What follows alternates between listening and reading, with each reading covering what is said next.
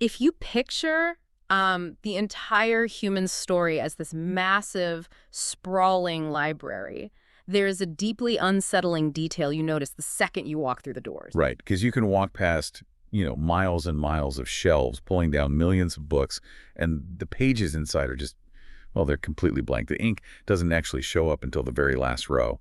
Exactly. And that massive, silent expanse of human existence is what we are tackling today in this deep dive. Our mission is to explore prehistory.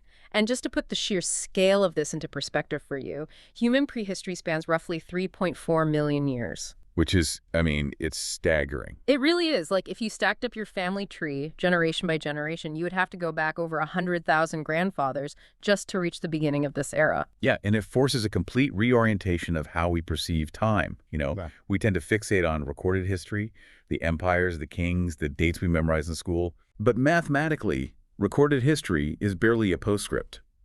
Almost everything that makes us who we are, our mastery of fire, the clothes we wear, the food we grow, it all happened in the dark, long before anyone thought to carve a single word into a stone tablet. Okay, let's unpack this. Because our journey today spans from the absolute beginning to the sudden, violent end of this silent era. We're going to look at how scientists map a world without records and trace how our ancestors evolved from wielding chipped rocks to engineering plants, manipulating metals, and eventually building the literate empires that close the book on prehistory. Right. But to map that timeline, we first have to figure out where the boundaries actually are, right? Because this isn't a fixed era with a universal start and end date.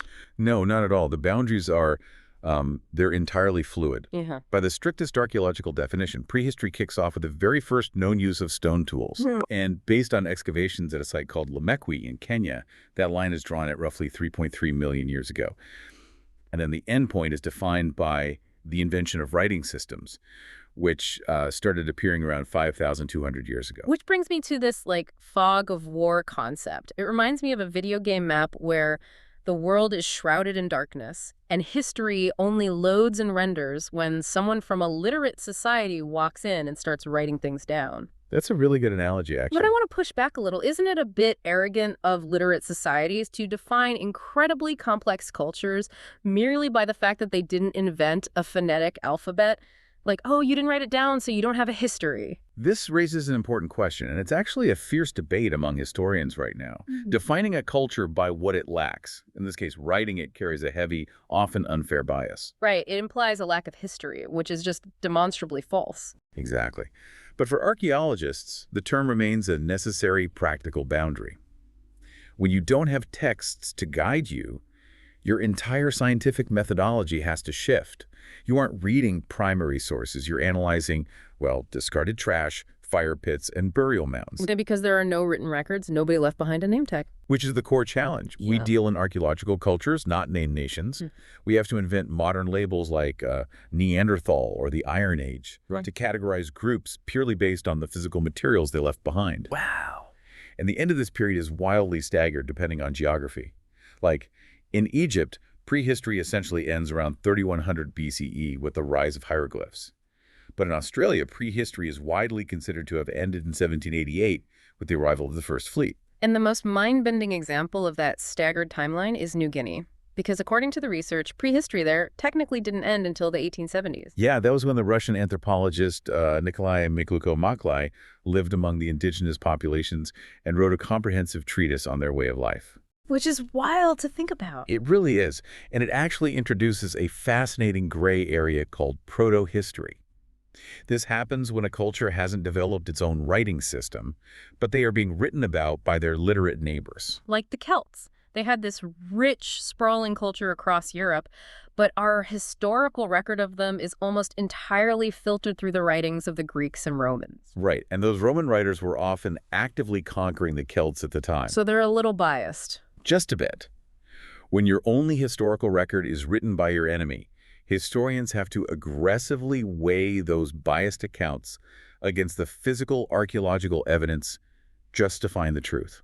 Okay, so if the written records are that unreliable, or in the case of the deep past, just completely non-existent, how do we possibly map out millions of years of silence? I want to push back on the science here for a second. Sure. When researchers are holding a single chipped rock, or like a fragment of a femur from 2 million years ago, how much of the timeline is hard science, and how much is just highly educated guesswork? Aren't we basically trying to solve a puzzle where 99% of the pieces have disintegrated? Well, what's fascinating here is how the different scientific disciplines overlap to eliminate those blind spots. It looks like guesswork until you see that overlap. The days of a lone archaeologist making sweeping guesses about a bone they're long gone. Oh, really? Oh, yeah. Today, reading the deep past is a massive cross-disciplinary triangulation Yeah. involving geology, paleontology, and molecular genetics. But the cornerstone of all that is still dating, right? Mhm. Because if you can't figure out when something happened, the whole timeline collapses. The big tool everybody hears about is radiocarbon dating.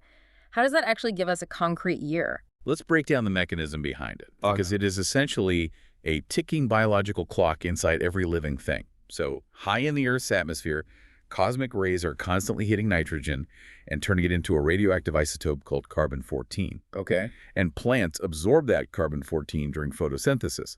Animals eat the plants, you eat the plants and the animals. So as long as you are alive and eating, the ratio of carbon-14 in your body perfectly matches the atmosphere. But the moment you die, you stop taking in new carbon. Exactly. And carbon-14 is unstable. It decays back into nitrogen at a very specific, mathematically predictable rate. The half-life. Yes, the half-life. Every 5,730 years, exactly half of the carbon-14 in a bone or a piece of wood just vanishes. So by measuring the ratio of what's left in an ancient artifact, chemists can calculate precisely how long that organism has been dead. That is incredible. But carbon dating only goes back about 50,000 years, doesn't it? For the really ancient stuff, like millions of years old, you need different methods. Right, for the deeper timeline, we turn to the geologists. They date the volcanic ash layers above and below a fossil using different isotopes, like potassium argon. Oh, so you aren't dating the bone itself, you're dating the dirt sandwich it's stuck in. Exactly. That gives us a precise window of time for the dirt the artifact was buried in. And modern forensic chemistry takes it even further. We can find a stone tool in a cave, fire a laser at it to read its exact chemical signature, and literally trace that stone back to a specific mountain quarry hundreds of miles away. So you're mapping out ancient trade routes without a single written ledger. Precisely. And the research also highlighted this massive leap in how we use genetics alongside linguistics. That felt like absolute magic to me. Yeah, it operates like two completely separate witnesses in an interrogation room, giving the exact same complex alibi. Right. We can extract DNA from ancient teeth to track how human populations migrated across continents. Right. And at the exact same time, comparative linguists reconstruct the evolution of ancient spoken languages by finding the common roots in modern tongues. So when you overlap them, When the genetic map of a migrating population perfectly overlays the map of an expanding language family, we cross-verify human behavior in a way that looking at a single fossil never could. wow. Okay, so armed with those overlapping sciences, researchers have managed to map the longest, most daunting chapter of our library, the Stone Age. The big one. Yeah, this covers roughly 99% of the human story, kicking off with the Lower Paleolithic 3.3 million years ago. Yeah. And the biggest shock here is that the first chapter of human prehistory doesn't even star humans. Yeah, those 3.3 million-year-old stone tools from Kenya, the ones from Lomekwi. They predate the Homo genus entirely. Wait, really? So who made them? The evidence points to an older, smaller-brained hominin called Kenyanthropus being the ones who figured out how to strike rocks together to create sharp flakes. That's wild. Yeah, the definition of prehistory starts with tool use, meaning the spark of technology wasn't even uniquely human. It humbles our species quite a bit, but our ancestors do eventually take the stage, and when they do, they crack the code on a technology that literally changes our biology, and that's fire. A massive game changer. The earliest hard evidence is at the Binat Yaakov Bridge site in Israel, dating back nearly 800,000 years. Beyond just, staying warm or scaring off wolves, what is the actual mechanism that makes fire so revolutionary? Well, cooking is basically outsourced digestion. Outsourced digestion. Yeah, when an early hominin eats raw tubers or raw meat, their body expends a massive amount of metabolic energy just breaking down that tough fibrous tissue. But fire breaks down the proteins and starches before the food even enters your mouth. Oh, I see. So by cooking, early humans unlocked a massive surplus of easily absorbable calories. And because the stomach didn't have to work as hard, the evolutionary energy could be redirected elsewhere. To the brain. The human brain is an extreme energy hog. It consumes about 20% of our daily calories.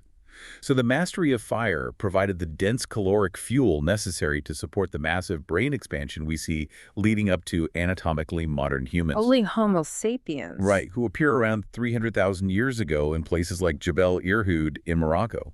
And with that larger brain comes what researchers call behavioral modernity. We move into the Upper Paleolithic, and this is where the silence of the past starts to feel incredibly loud. Like we see cave art, musical instruments, and complex clothing. Oh yeah, there's evidence of people weaving plant fibers to make nets and bags as far back as 26,000 years ago. Which is, I mean, conceptualizing a net requires profound abstract thinking. It really does. Think Right. about it. You have to look at a raw plant stalk, imagine extracting the fibers, understand how to twist them for tensile strength, and mentally map out an interlocking grid that will trap an animal you haven't even seen yet. It requires complex planning and, crucially, a way to teach that invisible concept to the next generation. Yeah. So, as the glaciers from the last ice age begin to melt, the climate warms, bringing us through the Mesolithic bridge and crashing right into the Neolithic Revolution around 10,200 BCE, the New Stone Age. This is basically the pivot point of the entire human story. Oh, absolutely. The Neolithic era is characterized by the advent of agriculture and animal domestication. Because for over 3 million years, humans merely extracted calories from the environment as hunter-gatherers. Right. The Neolithic shift is the moment we start actively manipulating the environment to produce food on demand. Okay, here's where it gets really interesting. When you think of the first farmers, your mind naturally goes to sweeping fields of wheat or barley. But the earliest hard evidence of agriculture we have isn't grain at all, it's figs. Yes, the Gilgal ice site. Yeah, at this site in the Jordan Valley, dating back to 9,400 BCE, archaeologists found a massive stash of figs. But these weren't wild fruits. They were a specific sterile mutation, a parthenocarpic fig. Which means the fruit develops without any fertilization. But the tree cannot produce viable seeds. It literally cannot reproduce on its own in the wild. So how did an entire grove of them get there? Early humans must have noticed this sweet, seedless fruit, realized the tree couldn't spread, and actively decided to clone it. Yeah, they were taking shoots from the mutated tree, carrying them to new locations and planting them in the ground. They were acting as ancient genetic engineers, cultivating a fragile mutation thousands of years before the wheel was even invented. If we connect this to the bigger picture, the level of forward planning required for that is staggering. Yeah. Because when you plant a grain of wheat, you harvest it a few months later. But when you plant a fig cutting, you are committing to nurturing that tree for years before it yields fruit. Which completely shatters the nomadic hunter-gatherer lifestyle. You can't wander off following a herd of mammoth if you have an orchard to water. Exactly. That fig represents the end of an egalitarian world. Because during the Paleolithic, hunter-gatherers lived in small, mobile bands. Wealth inequality was physically impossible because you could only own what you could carry on your back. Right, you couldn't hoard anything. But the moment you invest years into an orchard or harvest a massive surplus of grain, you are tied to the land. And you need a place to put all that surplus food. You build silos. You build permanent mud brick houses. We see this at ancient Jericho, where they constructed massive stone walls and a huge defensive tower. And once you have walls and granaries, human society fractures into classes. It has to. Someone has to manage the surplus. Someone has to do the heavy labor of farming. And most importantly, someone has to guard the wealth from neighboring groups whose crops might have failed. Which introduces the earliest physical evidence of organized warfare. It also sparks monumental architecture, right? Like, once survival isn't a daily scramble, humans redirect their labor into massive communal projects. Like Göbekli Tepe in Turkey. Right, erected around 9,000 BCE with those towering animal-carved stone pillars. But the walls of Jericho and the stone pillars of Göbekli Tepe were about to face a technological leap that would permanently end the Stone Age. Yeah, because to protect your surplus grain, a chipped flint spearhead is really only going to get you so far. The Neolithic collapsed because we figured out how to extract metal from rocks. The Metal Ages. First, we hit a transition period called the Chalcolithic, or the Copper Age. Around 7,500 years ago, a site in Serbia shows the first independent invention of copper smelting. They figured out that if you heat certain green rocks to an extreme temperature, liquid metal bleeds out. And the famous mummy, the Iceman who was found preserved in the Alpine glaciers, he's the perfect snapshot of this era. Oh yeah, he had the axe, right. Yes, he was carrying a copper-bladed axe. It was the absolute bleeding-edge technology of his day, a massive status symbol. But functionally, copper has a fatal flaw as a weapon or a tool. It's too soft. Because on an atomic level, pure copper atoms form this neat, uniform grid. When you hit a piece of copper against something hard, those layers of atoms just slide past each other. The metal bends and loses its edge. Right, so to stop those atomic layers from sliding, you have to introduce an impurity. You have to jam a differently sized atom into the grid to lock it all in place. Which brings us to the Bronze Age. By melting down copper and adding about 10% tin, you disrupt that grid. You create an alloy that is significantly harder and more durable than the sum of its parts. It's a huge leap. Bronze changes the math of warfare and agriculture. But there is a massive geographical catch here. While copper is relatively easy to find, tin is incredibly rare in the Old World. Yeah, the scarcity of tin dictated the fate of entire civilizations. Like in Western Asia, there were practically no tin bronzes before 3000 BCE simply because the ore did not exist locally. It feels exactly like the modern geopolitical scramble for rare earth metals or semiconductor chips. If you want the advanced technology, you have to control the supply chain. That geographical scarcity forced isolated farming communities to connect. It stimulated massive, continent-spanning trade routes. Merchants were moving tin from as far away as Cornwall in Britain all the way to the Mediterranean. Wow. But we have to look closely at what this metal was actually being used for. Right. So what does this all mean? Did a bronze plowshare actually make the average farmer's life better? The archaeological record points aggressively to no. Bronze was so resource-intensive to produce that it was basically monopolized by the social elite. So they weren't using it for farming. Not at all. We find massive, extravagant deposits in Europe where elites hoarded thousands of completely unused bronze axe heads. And in ancient China, we find incredibly ornate, ritual bronze vessels used exclusively by the ruling class. Gee. Yeah, metal was not a public utility. It was an instrument to project status, amass immense wealth, and forge superior weapons to violently impose order. And it's precisely this hoarding of extreme wealth that leads to the invention that ends our story entirely. The first writing systems, like proto-cuneiform in Sumer around 3700 BCE, they were not invented by poets trying to capture the human condition. No, they were invented by accountants. Which is so funny to think about. It's true. When a local warlord or king controls massive granaries and armories full of bronze weapons, human memory is no longer sufficient to track the inventory. You need a permanent ledger. You need a physical system to record who paid their taxes, how many sheep are in the herd, and who owes what to the temple. So writing was born out of bureaucracy. Completely. And those literate bureaucracies became the foundation for the world's first massive states and empires in Egypt, Mesopotamia, and China. But those early empires still faced a bottleneck. Bronze armies were expensive because tin was rare. That bottleneck only breaks with the final technological hurdle, which is the Iron Age. Yeah, and iron ore is incredibly abundant. It's everywhere. The reason it wasn't used earlier is purely chemical. Because of the heat required, right? Right, exactly. Smelting iron requires a staggeringly high temperature, much hotter than a standard wood fire can achieve. You need advanced furnaces and bellows systems to force enough oxygen into the fire to reach the melting point. But once human engineers finally cracked that thermal ceiling, the scarcity problem just vanished. You no longer had to rely on fragile, long-distance trade routes to arm your elite guards. Because iron is everywhere, you could suddenly equip massive, sprawling armies cheaply. The democratization of weapons. Yes, and those massive iron-wielding armies allowed empires to expand at a terrifying, unprecedented rate. And for most of the local cultures across Europe, the Middle East, and Asia, prehistory ends right here at the tip of an iron sword. The Romans or the Han Dynasty march in, conquer the region, and force the local pre-literate cultures into the recorded history of their conquerors. The transition out of prehistory is rarely a peaceful evolution of local writing.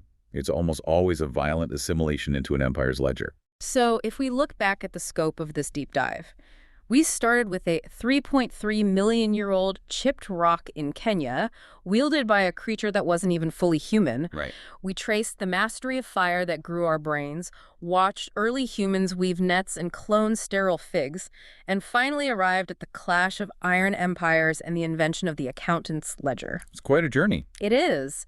The recorded history we are taught in school, from the pyramids to the moon landing, is literally just the ink on the very last page of the very last book in a massive library. The vast majority of the human experience was lived by people whose names are permanently lost to time, speaking languages that have vanished from the air forever.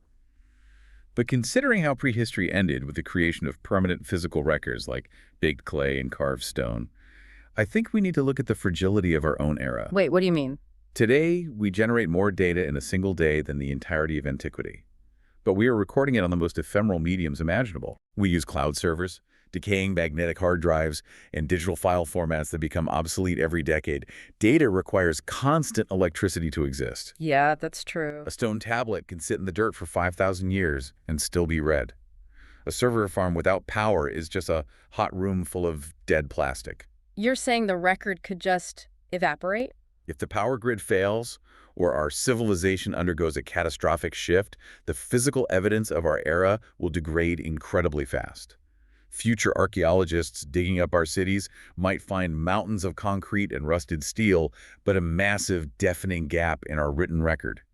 Is it possible that thousands of years from now, our hyper-connected digital age will be viewed by future historians as a second prehistory? A digital dark age. The idea that the video game fog of war could just roll back in, wiping the pages of our library completely blank again. We think we are so permanent, but maybe we are just writing our legacy in disappearing ink. Something to think about. That is an incredibly heavy thought to leave you with, but an important one. Question the permanence of everything around you, and we will catch you on the next deep dive.